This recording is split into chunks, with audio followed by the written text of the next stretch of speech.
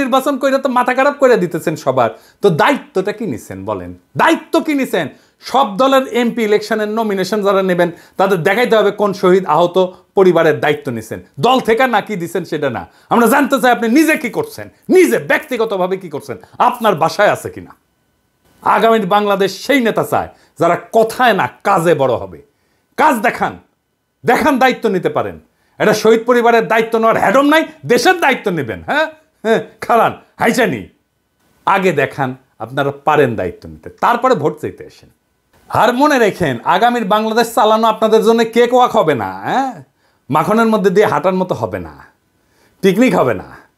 সংসদের বাইরে, রাজনৈতিক দলগুলোর বাইরে, মেরুদণ্ডহীন বুদ্ধিজীবীদের বাইরে, সুশীল সমাজের বাইরে অসুশীল ভয়েস থাকবে পিনাকি আর ইলিয়াসের মতো।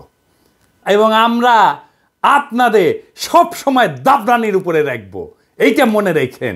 জনগণের কণ্ঠস্বর হিসাবে যেন সিধা রাস্তায় চলেন, সিরাতুল মুস্তাকিম।